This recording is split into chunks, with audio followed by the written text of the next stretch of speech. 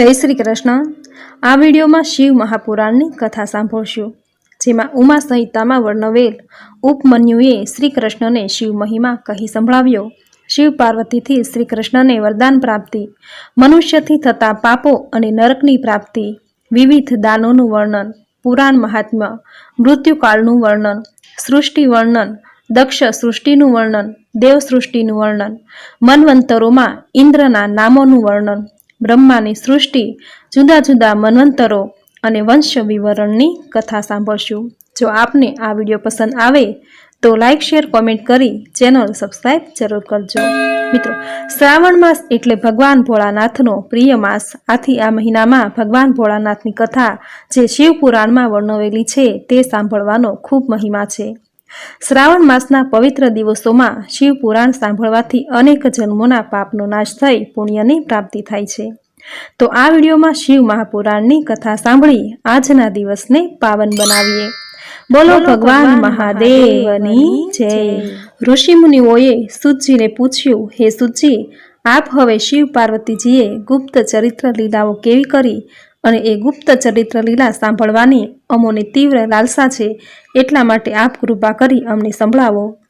સૂતજીએ બ્રાહ્મણોના પ્રશ્નથી અતિ પ્રસન્ન થયા અને કહેવા લાગ્યા, હે મુનિઓ, શિવ પાર્વતીનું ચરિત્ર એક સમયે શ્રી કૃષ્ણ ભગવાનને ઉપમન્યુએ કહી સંભળાવ્યું હતું। એ જ ચરિત્ર હું તમને સંભળાવું છું, તે તમે મનમાં શિવજી પ્રત્યે ભક્તિભાવ રાખી સાંભળો। भगवान श्री कृष्ण शिवजी ने प्रसन्न करवा माटे कैलाश पर्वत पर गया। त्या एमने महर्षि उपमन्यु ने पण तप करता जोया। आथी भगवान श्री कृष्णए उपमन्यु ने तप करता जोया एटले श्री कृष्णए उपमन्यु ने प्रार्थना करी कि हे ऋषि, आप मने शिव चरित्र संभळावो।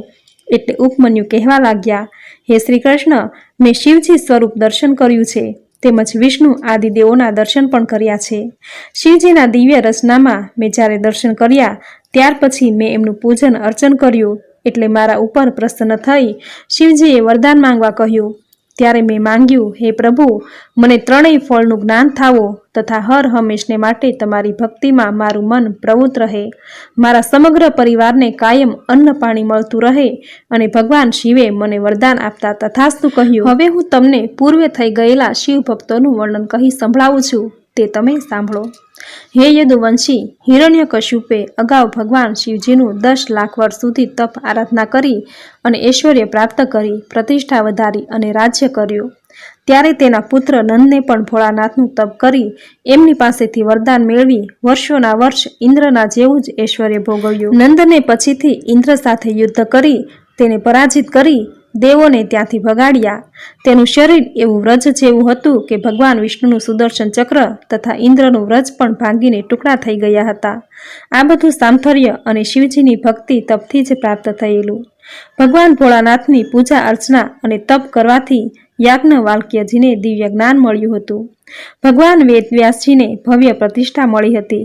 દુર્વાસા, દત્તાત્રેય, અત્રિ, અનસુયા, ચંદ્રએ તમામને શિવ કૃપાથી જ પુત્ર રત્નની પ્રાપ્તિ થઈ હતી। શિવ પૂજન તપથી રાજા ચિત્રાંગને શિવજીએ યમુનાથી ડૂબતો બચાવ્યો। હે શ્રી કૃષ્ણ, અંચુકા જેવી અધમ નારીને ભગવાને પોતાના ધામમાં લીધી હતી। અધમથી અધમ જેવા મંદર નામના બ્રાહ્મણને અને પિંગલા વૈશ્યોને પણ ભગવાને પ્રસન્ન થઈ ઉદ્ધાર કર્યો હતો। શિવ કૃપાએ જ શ્રી રામે સમુદ્રમાં સેતુ બાંધી લંકા લઈ જઈ રાક્ષસ રાજ રાવણનો વધ કર્યો હતો। શિવજીની જ કૃપા વડે પરશુરામજીએ 21 વખત આખી પૃથ્વીને ક્ષત્રિય વિહીન કરી નાખી હતી। એમની કૃપા વડે જ મુનિ પરાશરને પોતાની વૃદ્ધાવસ્થાએ વેદ વ્યાસ જેવા પુત્રની પ્રાપ્તિ થઈ હતી। વાલ્ખલ્ય ઋષિઓનું ઇન્દ્ર દ્વારા તિરસ્કાર યુક્ત અપમાન થવાથી શિવજીની ભક્તિ દ્વારા જ ગરુડજીની પ્રાપ્તિ થઈ હતી। જે સમયે સમગ્ર ધરતી ઉપરથી જળ શોષાઈ ગયું ત્યારે દેવતાઓએ શિવજીને પ્રસન્ન કરી અને સમકપાલ નામનો યજ્ઞ કરી શિવ કૃપાએ જળ મેળવી ધરતીને જળ પ્રદાન કરાવ્યું હતું। હે નંદ નંદન, શિવ ભક્તિ અને શિવ કૃપાનો અપાર મહિમા મેં તમને કહ્યો છે। ઉપમન્યુને શ્રી કૃષ્ણએ કહ્યું, હે મુનિ, આપ મને મારા ઉપર શિવ કૃપા ઉતરે એવો કોઈ માર્ગ બતાવો। ઉપમન્યુએ શ્રી કૃષ્ણની ઈચ્છા જાણી કહ્યું, હે નંદ નંદન, તમે પુરુષોત્તમ છો અને સર્વ દેવતાઓનો પૂજનીય છો। તમે શિવ પંચાક્ષર મંત્ર ઓમ નમઃ શિવાયનો જપ કરો એટલે તમને 16 મહિનામાં જ શિવ કૃપા પ્રદાન થશે। ઉપમન્યુના કહેવાથી શ્રી કૃષ્ણ મુંડનધારી તો વળી જટાધારી થઈ સાવધાની રાખી પોતાના પગના અંગૂઠા ઉપર સ્થિર થઈ શિવ પાર્વતીનું તપ કરવા લાગ્યા। ત્યારે શિવ પાર્વતીએ દર્શન દીધા। ત્યારે શ્રી કૃષ્ણએ શિવ સહસ્ત્ર નામ સ્તોત્રના ઉચ્ચારણ વડે શિવ પાર્વતીની સ્તુતિ કરી 2 હાથ જોડી અન્ય મંત્રોનું ઉચ્ચારણ કર્યું। ત્યારે પ્રસન્ન થઈ શિવ પાર્વતીએ શ્રી કૃષ્ણને વરદાન માંગવા કહ્યું। શ્રી કૃષ્ણ બોલ્યા, હે મહાદેવ, મારે 1 નહીં પરંતુ 8 વરદાન જોઈએ, જે આપવા કૃપા કરો। પ્રથમ તો મને આપની અનન્ય ભક્તિ પ્રાપ્ત થાય તથા મને સર્વશ્રેષ્ઠ એવા 10 યશસ્વી પુત્ર પ્રાપ્ત થાય। ત્રણેય લોકમાં મારો યશ થાય તેમજ દૈત્યો સામેના યુદ્ધમાં હું તેઓનો સર્વનાશ કરું એવું બળ આપો। અમારા સર્વ ભક્તો ઋષિમુનિઓમાં હું પ્રિય થાવ તથા ક્યાંય કોઈ મારું અપમાન ન કરે। હે ભગવાન, મને આવા 8 વરદાન પ્રદાન કરો। શિવજીએ તથાસ્તુ કહ્યું। ઉપરાંત કહેવા લાગ્યા, હે કૃષ્ણ, તમે અત્યારે અવતારી પુરુષ થયા છો, માટે અતિ બળવાન એવા આદિત્ય તમારા પુત્ર રૂપે મનુષ્ય અવતાર લઈ આવશે અને તે સમયે તેનું નામ સાંબ એવું પડશે। અને પાર્વતીજીએ પણ શ્રી કૃષ્ણને ઈચ્છિત વરદાન આપી કૃતાર્થ કર્યા। ત્યાર પછી શ્રી કૃષ્ણ પાછા ઉપમન્યુ પાસે આવ્યા અને સર્વ હકીકત જણાવી। ત્યારે મુનિ ઉપમન્યુએ શિવ યશની કથા સંભળાવી શ્રી કૃષ્ણને કૃતાર્થ કર્યા। સુતજી કહેવા લાગ્યા, હે મુનિવરો, જે પાપી જીવ નરકનો અધિકાર થાય છે તેવા પાપો અને જીવોનો પરિચય તમે સાંભળો। હે મુનિઓ, પારકી સ્ત્રીને કામવશ ભોગવવી, અનીતિ આચરણ કરી, કૂડ કપટથી બીજાનું ધન લઈ લેવાથી વૃત્તિ કોઈની, ચાડી ચુગલી ચિત્ત દ્વારા અનિષ્ટ ચિંતન ન કરવા જોઈએ। લાયક અનિષ્ટ નિષેધ કર્મ કરવાનો દુરાગ્રહ અથવા 4 પ્રકારના માનસિક પાપો છે। અસત્ય અને અસંગત વાત, જેનું મોં માથું હોય નહીં તેવી કટુ વચન, આ 4 વાચિક પાપ કર્મો છે। વળી અભક્ષ્ય લક્ષણ, મૂંગા પ્રાણીઓની હિંસા, ખોટા અને અર્થ વગરના કાર્યોમાં પ્રવૃત્ત થવું, બીજાના ધનને પચાવી પાડવું, આ 4 પ્રકારના શારીરિક પાપ કર્મો છે। આવા 12 કર્મો બતાવ્યા છે। વળી જે મન, વાણી અને શરીર આ 3થી સંપન્ન હોય છે, સંસાર સાગરથી પાર ઉતરનારા ભગવાન ભોળાનાથનો દ્વેષ કરે છે, એ તમામ નરકના અધિકારી બની નરકમાં જાય છે। વળી શિવ ભક્ત શિવચરિત્ર સંભળાવી ઉપદેશ દેનાર તપસ્વી, ગુરુજનો તેમજ માત પિતા અને કુટુંબના વડીલોની નિંદા કરે છે। બ્રહ્મ હત્યા કરનાર, માંસ ભક્ષણ કરનાર, મદિરા પીનાર તથા તેનો વ્યવસાય કરનાર, સોનાની ચોરી કરનાર, ગુરુની પત્ની ઉપર ક્રૂરદ્રષ્ટિ કરનાર, તેવા આ બધા સાથે અનુરાગ કરનાર 5મી શ્રેણીના પાપીઓ છે અને એ તમામ મહાઘાતકી કહેવાય છે। વળી જે મનુષ્ય ગાયો, બ્રાહ્મણો, બ્રાહ્મણ કન્યાઓ તથા પોતાનો સ્વામી, મિત્ર અને પ્રભુ ભક્તિમાં રત એવા માનવોના કાર્યોને નષ્ટ કરી નાખે છે, તેવાઓ નરકના અધિકારી બને છે। જે પાપાત્મા બળદોના અંડકોષને છુંદાવી નાખે છે તથા ગાયોને હળે જોડે છે, કોઈ આશા રાખીને ઘરે આવેલાને ભૂખ, તરસ અને મહેનત કરી થાકેલા અને અન્નની ઈચ્છા રાખનારા અતિથિઓને, અનાથોને, વૃદ્ધોને, બાળકોને તથા રોગીઓ ઉપર દયાભાવ રાખી કૃપા કરતા નથી, તે મૂઢ નરકગામી થાય છે। વળી જે મનુષ્ય કર્મ સિવાય કોઈની પાસેથી દંડ વસૂલ કરે છે, એવા રાજાઓ અથવા તો રક્ષણ કરનારા રક્ષકો, રૂશ્વતખોરો, ઓછા નાણાં ચૂકવી વધુ માલ લઈ લેનાર, છેતરનારા, નિરઅપરાધે પ્રાણદંડ અથવા તો કેદ કરનાર છે, પણ નરકે જાય છે। હે મુનિવરો, આ રીતે પાપ કર્મો કરનારા મૃત્યુ પછી રો નરકમાં જાય છે તથા આવા પાપીઓ પોતાના પાપ કર્મો ભોગવવા કલ્પો સુધી પણ છૂટતા નથી। વળી આવા દુષ્કર્મો તથા દુષ્કર્મીઓને સાથ આપે છે, વાણી અને શરીરથી પાપ કરે છે અથવા બીજા પાસે પાપ કર્મ કરાવે છે, તેવા કર્મો કરનારને પોતે ટેકો આપે, છેલ્લે એ બધાને નરક પ્રદાન થાય છે, નરક ગતિ પામે છે। મનુષ્ય કરેલા સાચા કે નરસા કર્મો ભોગવવા જ પડે છે। હે ઋષિઓ, હવે હું તમને એ ધર્મો કર્મોનું વર્ણન કહી સંભળાવું છું, તે તમે સાંભળો। આ લોકમાં શ્રેષ્ઠ કર્મ કરનારા છે, દયાળુ છે, તેવાઓ મૃત્યુ પછી યમ માર્ગે સરળતાથી સુખરૂપ યાત્રા કરે છે। જે કોઈ બ્રાહ્મણોને પગરખા અને પાઘડીઓનું દાન કરે છે, તેવા મનુષ્યો સુખરૂપ અશ્વ ઉપર સવાર થઈ યમ લોકમાં જાય છે। જે કોઈ છત્રનું દાન કરે છે તેને છત્ર મળે છે। પાલખીનું દાન કરનારને રથમાં બેસી યાત્રા થાય છે। પથારી અને આસનનું દાન કરવાવાળાને યમ માર્ગમાં વિશ્રામ કરતા કરતા સુખપૂર્વક યાત્રા કરે છે। વળી જે વૃક્ષો વાવે છે, બાગ બગીચા વાવે, રસ્તાના કિનારે વૃક્ષો વાવે અથવા તો ફૂલવાડીઓ બનાવે છે, તેવા મનુષ્યો પુષ્પક વિમાનમાં બેસી યાત્રા કરે છે।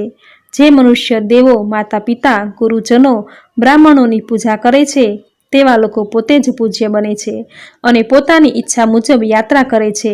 દીપદાન, ગ્રહદાન, વાયુદાન, ગોદાન, જળદાન, અન્નદાન તથા પરિશ્રમ કરનારા થાકેલા જનોને માલિશ, ઉબાણ લગાવે છે તેવાઓ મન વાંછિત ફળ પામે છે. વળી તેવાઓને અન્ન પાન વિના પ્રયાસે મળે છે અને છેલ્લે અશ્વ ઉપર વિમાનમાં બેસી સુખપૂર્વક યમલોકની યાત્રા કરે છે. વળી જે મનુષ્ય અસત્યનું આચરણ કરતો નથી, અસત્ય બોલતો નથી અને સદા સત્ય ધર્મનું પાલન કરે છે તે સ્વર્ગલોકની યાત્રા સુખપૂર્વક કરે છે. માટે હે ઋષિમુનિઓ, દાનના પ્રભાવે કર્મ ફળ મળે છે અને તેથી મનુષ્ય સુખ પામે છે, અંતે સ્વર્ગલોકની યાત્રાએ જાય છે. હે મુનિવરો, જેઓ જંગલમાં કંદમૂળ ફળ ખાઈને તપ કરે છે, વેદની એક ઋચાનો સ્વાધ્યાય કરે છે, એ બેયનું ફળ એક સમાન છે. જે દ્વિજ વેદનો પાઠ કરી જે ફળ મેળવે છે તે વેદ પુરાણ ભણાવીને પણ મેળવે છે. જેમ સૂર્ય ચંદ્ર વગર જગતમાં અંધકાર છવાઈ જાય છે, તેમ પુરાણ વગર જ્ઞાનનો અધિર્ભાવ થતો નથી. એટલા માટે સદાયે પુરાણનું પઠન પાઠન કરવું જોઈએ. નર્કમાં અજ્ઞાનને કારણે પડીને સંતાપ પામનારા લોકોને શાસ્ત્ર જ્ઞાન આપીને સમજાવે છે. પુરાણનો કથાકાર વક્તા પોતાની મુક્તાને કારણે સદા લોકોમાં પૂજનીય બને છે. જે કોઈ સાધુ પુરુષને, પુરાણ વક્તાને, બ્રાહ્મણોને, વિદ્યવાન પુરુષોને સુપાત્ર સમજી પ્રસન્નપૂર્વક દાન અર્પણ કરે છે તે પરમ ગતિને પામે છે.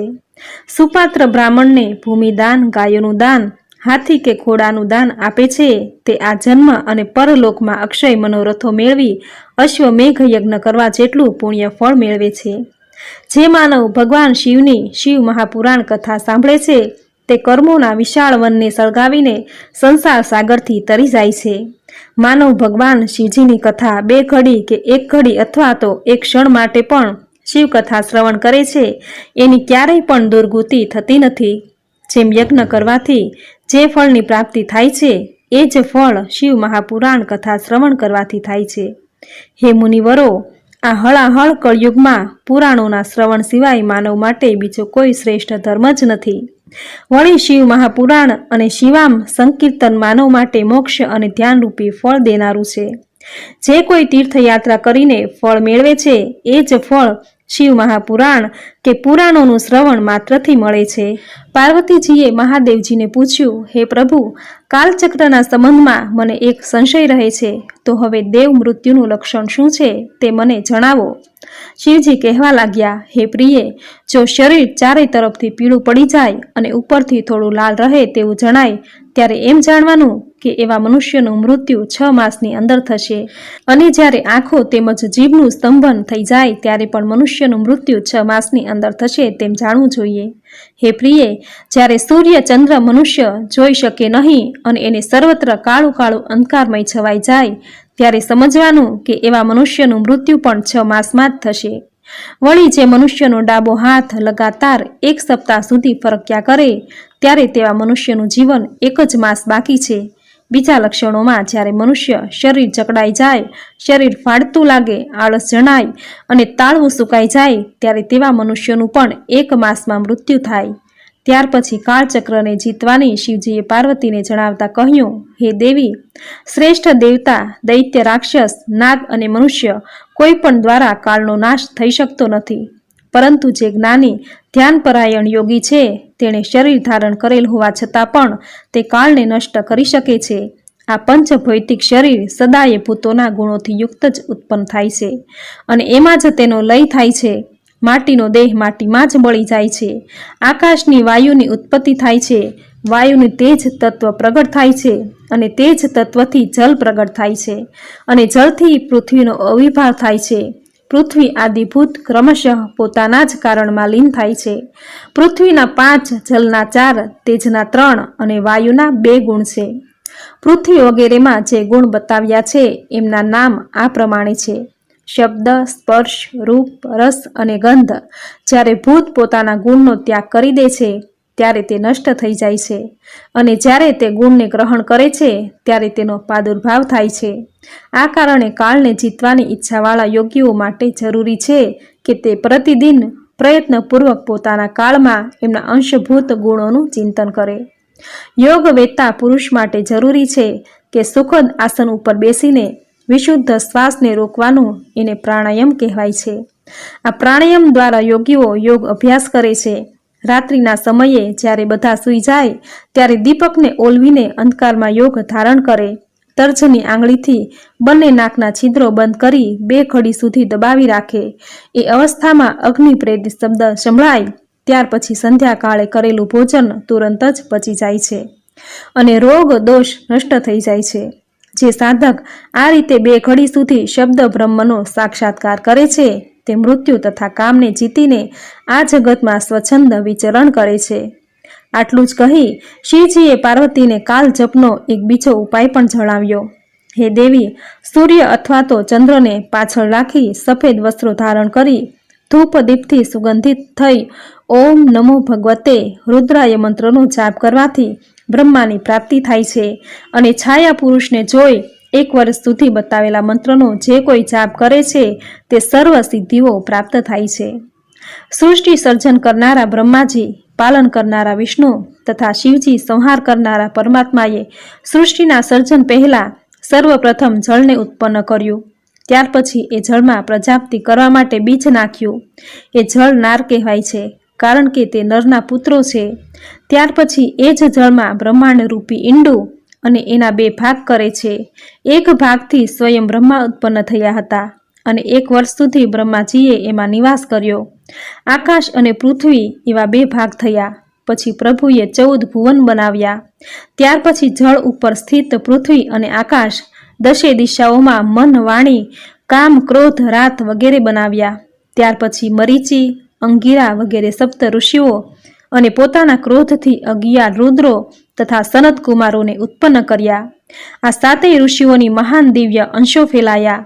ત્યારબાદ બ્રહ્માજીએ શરૂમાં વીજળી, અશ્નિ અને રોહિત નામનું મેઘધનુષ, પૂર્જન્ય તથા જળને ઉત્પન્ન કર્યા તથા યજ્ઞોની સિદ્ધિ માટે 4 વેદોનું સર્જન કર્યું: ઋગ્વેદ, શ્યામવેદ, અજુર્વેદ તથા અર્થવેદ. આમ બ્રહ્માએ પોતાના મુખેથી વેદો તથા છાતીમાંથી પિતૃઓને તથા જંઘામાંથી મનુષ્યો તેમજ નીચેના ભાગથી રાક્ષસો ઉત્પન્ન કર્યા અને બીજા જુદા જુદા અંગોમાંથી નાના મોટા પ્રાણીઓનું સર્જન કર્યું. આમ સૃષ્ટિનું સર્જન કર્યું. તેમ છતાં સૃષ્ટિની વૃદ્ધિ થતી નથી. એટલે બ્રહ્માજીએ પોતાના અંગમાં એક ભાગેથી પુરુષ ઉત્પન્ન કર્યો અને બીજા ભાગેથી સ્ત્રીનું સર્જન કર્યું અને તે બંનેના મનમાં કામનું નિરૂપણ કર્યું. આ સ્ત્રી એ શતરૂપા અને પુરુષ એ મનુ કહેવાયા. પ્રજાપતિ બ્રહ્માજીએ પોતાના અંગના 2 ભાગ કરી તેમાંથી એક સ્ત્રી અને એક પુરુષનું સર્જન કર્યું અને આ સ્ત્રી પુરુષ મનુ અને શતરૂપા કહેવાયા. આ મનુ અને શતરૂપાને 2 પુત્રો થયા, પ્રિયવ્રત અને ઉત્તાનપાદ. આ ઉત્તાનપાદની પત્ની સુનીતિથી એક પુત્ર પ્રાપ્ત થયો. એનું નામ ધ્રુવ એવું હતું. આ વંશ આગળ વધતા ધ્રુવને પૃષ્ટિ અને ધન્ય નામે 2 પુત્રો થયા. આ બંને પુત્રોમાં પૃષ્ટિની પત્ની સમુત્થાથી રીપુ, રિપુંજય, વિપ્ર, વૃકળ અને વૃત્તૈન્ય નામના પુત્ર પ્રાપ્ત થયા. આગળ રીપુની પત્નીએ ચાક્ષુષ નામના પુત્રને અને ચાક્ષુષ મનુએ પુષ્પકારિણી અને વરુણ નામના પુત્રને જન્મ આપ્યો. આમ પ્રજાવૃદ્ધિ થવા લાગી. ઘણા સમય પછી દક્ષનો જન્મ થયો. ચંદ્રના વચન પ્રમાણે નવલા સ્ત્રીથી દક્ષ પ્રજાપતિ ઉત્પન્ન થયો. તેણે બ્રહ્માની સૃષ્ટિમાં વધારો કર્યો અને આમ દરેક કલ્પમાં બ્રહ્માંડનો 1 દિવસ પૂરો થતાં પ્રલય થાય છે. ત્યાર પછી પુનઃ સૃષ્ટિનું સર્જન થાય છે. ત્યારે દરેક સૃષ્ટિ ઉત્પન્ન થતાં દક્ષ વગેરે પણ ઉત્પન્ન થાય છે. કેમ કે સૃષ્ટિની ઉત્પત્તિ અને નાશ કાયમ ચાલતો જ રહે છે. આ ક્રમ છે. 10 પ્રજાપતિએ 5000 પુત્રો ઉત્પન્ન કર્યા. તેઓને મુનિ નારદે ઉપદેશ આપી તમામ પુત્રોને વનમાં તપ કરવા મોકલી આપ્યા. ત્યારે દુઃખી થઈને દક્ષે પુનઃ બીજા એટલા જ પુત્રો પેદા કર્યા. તે બધા પુત્રો પણ નારદના કહેવાથી વનમાં તપ કરવાને ચાલ્યા ગયા. ત્યારે દક્ષ પ્રજાપતિ નારદજી ઉપર ક્રોધે ભરાયો અને શાપ આપી બેઠો કે હે નારદ, તમે 3 લોકમાં ભટક્યા કરો, તમે એક જગ્યાએ સ્થિર નહીં રહી શકો. ત્યાર પછી દક્ષ પત્નીએ 60 કન્યાઓને જન્મ આપ્યો. એમાંની ધર્મને 10 કન્યા, કશ્યપ ઋષિને 13 કન્યા, ચંદ્રને 27 તથા 4 ચરિષ્ટને મીને તથા બ્રહ્માપુત્રને 2 કન્યા, અંગીરાને પણ 2 કન્યા તથા કુશ્વને 2 કન્યાઓ આપી. આ તમામ કન્યાઓનો વિવાહ કરી આપ્યો. જ્યારે ધર્મને આપેલી 10 કન્યાઓમાંથી એકે વિશ્વકર્માને જન્મ આપ્યો. ત્યાર પછી કરોડો રુદ્રોની ઉત્પત્તિ થઈ. એમાંના 11 રુદ્રી ત્રણેય લોકમાં પરમેશ્વર થયા. પ્રથમ મન્વંતરમાં ઇન્દ્રનું નામ યજ્ઞ હતું. બીજા મન્વંતરમાં રોચન નામ હતું. ત્રીજા મન્વંતરમાં સત્યજીત હતું. 14 મન્વંતરોમાં મનુઓના સંતાનોમાં જુદા જુદા ઇન્દ્ર અને દેવો ઋષિઓ થતા આવ્યા છે. અને તે સૌ 1 સહસ્ત્ર યુગો સૃષ્ટિનું પાલન પોષણ કર્યા પછી બ્રહ્મલોક સિધાવે છે. ત્યારે બ્રહ્માજી નારાયણ હરિમાં પ્રવેશ કરે છે. જે સમયે સૂર્યના તાપથી પૃથ્વીના જીવો બળવા લાગે છે ત્યારે કલ્પના અંતમાં કેટલાય ભૂતોનો પ્રગટ કરે છે અને તે સમયે શિવ હરિ તેઓનો નાશ કરે છે. અને આ જ મન્વંતરોની ઉત્પત્તિનો ક્રમ રહ્યો છે. બ્રહ્માજીએ જુદા જુદા દેવોના રાજાઓ તરીકે દેવોને જ અભિષેક કર્મો જેમ કે જળના રાજા વરુણને નિમ્યા, રાજાઓના રાજા તરીકે કુબેરની નિમણૂક કરી, વિષ્ણુને સૂર્યોના રાજા સ્થાપ્યા, અગ્નિને વસુઓના રાજા બનાવ્યા, દક્ષ પ્રજાપતિને પ્રજાઓના રાજા સ્થાપ્યા એટલે કે તેઓ પ્રજાપતિ કહેવાયા. ઇન્દ્રને દેવતાઓનો રાજા બનાવી સ્વર્ગના સિંહાસને આરૂઢ કર્મો રાક્ષસોનો રાજા પ્રહલાદને બનાવ્યો. પિતૃઓનો રાજા યમ થયો અને છેલ્લે માતૃક મંત્ર તથા રાક્ષસો ભૂતો પિશાચોના રાજા શિવને બનાવ્યા. પર્વતરાજ હિમાલયને સર્વે પર્વતોના રાજા નિમ્યા તથા નદીઓના રાજા સમુદ્રને બનાવ્યા. વનમૃગોના રાજા તરીકે સિંહને નિમ્યો, વૃષદને બળદોનો રાજા બનાવ્યો, તમામ વનસ્પતિઓના રાજા સ્થાપ્યા. પૂર્વ દિશા નાશની વિરાટ નામના પ્રજાપતિના પુત્રને રાજા બનાવ્યો. પશ્ચિમના રાજા તરીકે કેતુમાનને તથા ઉત્તરના રાજા હિરણ્યરોમાને તથા દક્ષિણ દિશાના રાજા તરીકે સુધન્વાનો રાજા તરીકે અભિષેક કર્યો. ભગવાન સૂર્યનારાયણે કશ્યપ અને અદિતિના પુત્ર હતા. તેમનો વિવાહ સંજ્ઞા સાથે થયેલો, પરંતુ સંજ્ઞાથી સૂર્યનારાયણનું તેજ સહન નહીં થવાથી તેમણે પોતાની શક્તિથી પોતાનું છાયારૂપ પ્રગટ કર્યું અને આ છાયારૂપને પછી પોતાના સંતાનોને સોંપી પોતે પિતાને ત્યાં ગયા. પરંતુ પિતાથી તિરસ્કાર પામેલા સંજ્ઞા ઘોડી થઈને કુરુ દેશના વનમાં વિહરવા લાગ્યા. અહીં સૂર્યનારાયણ છાયાને જ સંજ્ઞા સમજીને તેની સાથે રમણ કરવાથી સાવરણી મનુ નામનો પુત્ર થયો. પોતાના પુત્ર ઉપર અધિક પ્રેમ વર્ષાવતી છાયાને સૂર્યપુત્ર યમે લાત મારી. ત્યારે યમને છાયાએ શાપ આપ્યો કે તારા બંને પગો નષ્ટ થઈ જાવો. આ શાપથી ત્રસ્ત થયેલા યમે પોતાના પિતા સૂર્યનારાયણને વાત કરી. ત્યાર પછી છાયા પાસે જઈને સૂર્યે આ શાપને મિથ્યા કરવા પોતે અસમર્થ છે તેમ યમને કહ્યું. અને પછી છાયા પાસે જઈને સૂર્યે છાયાને શાપ આપવાનું કારણ પૂછ્યું. ત્યારે છાયા કહેવા લાગી, હું સંજ્ઞા પોતે નથી, પરંતુ તેમનાથી ઉત્પન્ન થયેલી તેમની છાયા રૂપ છું. સાંભળતા જ સૂર્યે પોતાની યોગ શક્તિથી જાણી લીધું કે સંજ્ઞા અત્યારે કુરુ દેશના વનમાં ઘોડી રૂપે વિચરણ કરી રહી છે. એટલે સૂર્ય ઘોડાનું રૂપ લઈ સંજ્ઞા પાસે મૈથુનની ઈચ્છાથી આવ્યા, પરંતુ સંજ્ઞા આ માટે રાજી થઈ નહીં. ત્યારે સૂર્ય ઘોડા રૂપે પોતાનું વીર્ય સ્ખલન કરી સંજ્ઞાની રૂપે સિક્કા ઉપર નાખ્યું.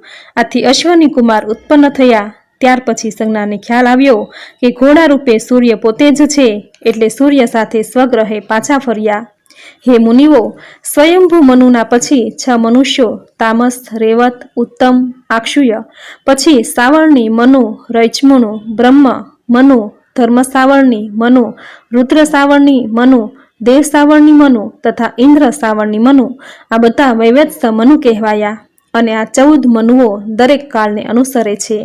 અને 100,000 વર્ષ પૂરા થાય એટલે એક કલ્પ સમજવો, અને એક કલ્પ સુધી પ્રવર્તમાન હોય છે.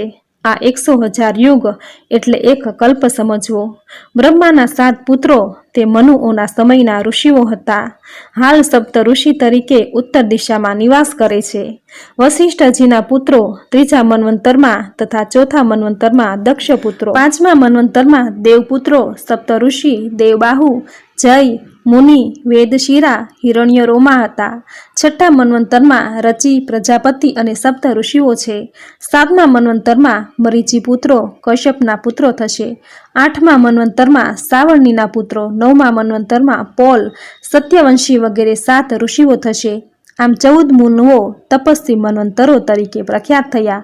100,000 યુગો પૂર્ણ થતાં એક કલ્પ પૂર્ણ થાય એવું કહેવાય છે.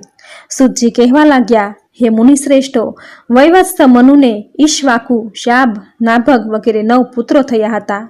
પરંતુ એક સમયે પુત્ર ના હોવાને કારણે વૈવત્સ મનુએ પુત્ર કામેષ્ઠી યજ્ઞ કર્યો અને ત્યારે ઈડા નામે પુત્રી ઉત્પન્ન થઈ. ત્યારે આ ઈડા એ ઈલાને મિત્રાવરણ પાસે જઈને કહ્યું કે પોતે તમારા અંશથી પ્રગટ થઈ છે, માટે તમે કોઈ કર્તવ્યનો નિર્દેશ કરો. ત્યારે પિતા વરુણે પ્રસન્ન થઈ સુદ્યુમનના નામથી પુરુષ બની જવાનું વરદાન આપ્યું. ત્યારે ઈલા પોતાને ઘેર જતા રસ્તામાં બુધનો મેળાપ થયો અને બુધની ઈચ્છાથી ઈલાએ બુધ સાથે મૈથુન કરી પુરરવા નામે પુત્ર ઉત્પન્ન કર્યો. ત્યાર પછી મિત્ર વરુણે આપેલા વરદાનથી ઈલા સુધમ બની 3 પુત્રો ઉત્પન્ન કર્યા: ઉત્કલ, ગય અને વિંતાશ્વ. મનુના પુત્ર આંતર અને રૈભ્ય નામે પુત્ર થયો અને તેને પણ 100 પુત્રો થયા. અને તેમાં મોટા પુત્ર કુકરમાની પુત્રી રેવતીને બળદેવ સાથે વિવાહ કર્યા. શ્રી કૃષ્ણને પણ ઘણા પુત્રો થયા. ત્યારે મનુના પુત્ર નૃગથી ગાયોના દાનમાં ક્ષતિ થવાથી તે કાંચીડો થયો અને ત્યારે નૃગે શ્રી કૃષ્ણને પ્રસન્ન કર્યા અને શ્રી કૃષ્ણએ તેનો ઉદ્ધાર કર્યો. આવી જ ભૂલ મનુના પુત્ર પૂજ્યથી થઈ. તેણે અંધકારને લઈને વાઘને બદલે ગાયને મારી નાખી. આથી તે શુદ્ર થયો, પરંતુ તેની શિવ ભક્તિથી તેનો ઉદ્ધાર થયો. જ્યારે વૈવત્સ મનુના નાકમાંથી ઉત્પન્ન થયેલા વિકુશી નામના 100 પુત્રોમાં મોટો અયોધ્યાનો રાજા થયો. તેનાથી પણ એક ક્ષતિ થઈ ગયેલી.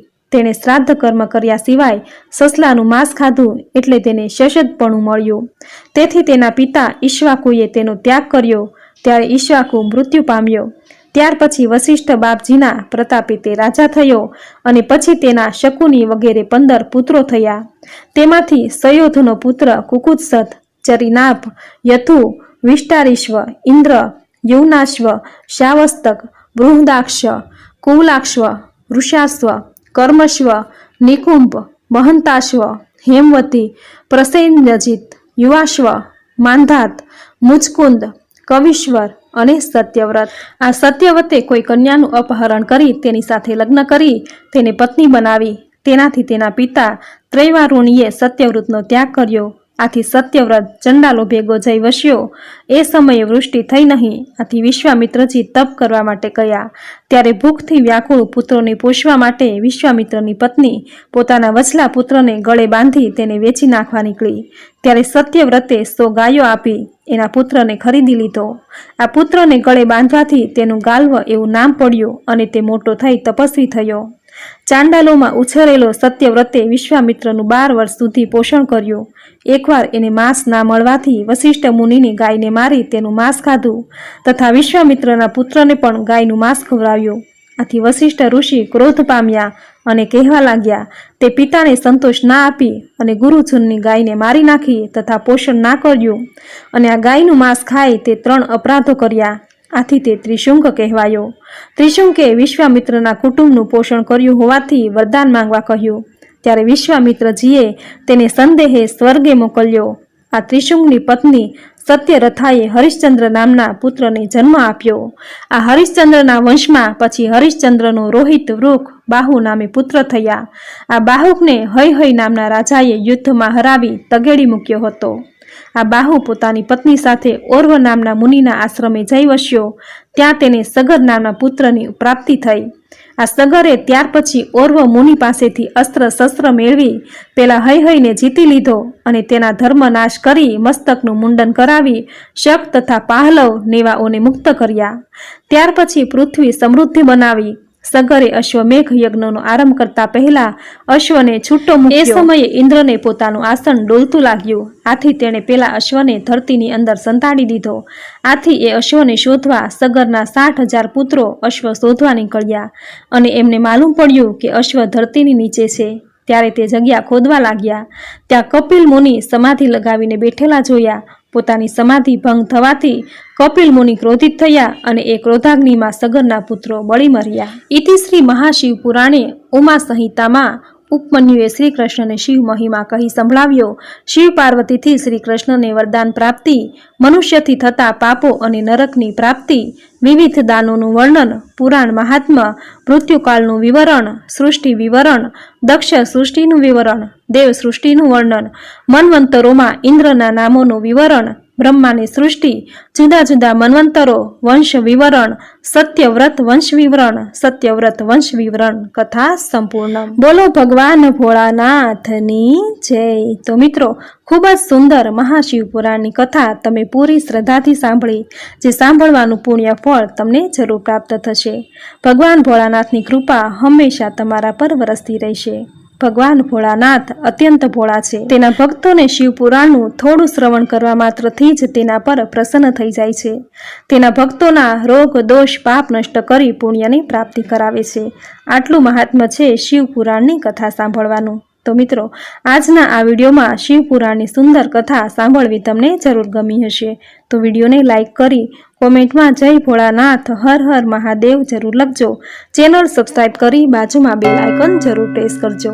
આવી જ નવી ધાર્મિક માહિતી નવા ધાર્મિક વિડીયો સાથે ફરી મળીશું. ત્યાં સુધી આપ સૌને મારા જય શ્રી કૃષ્ણ.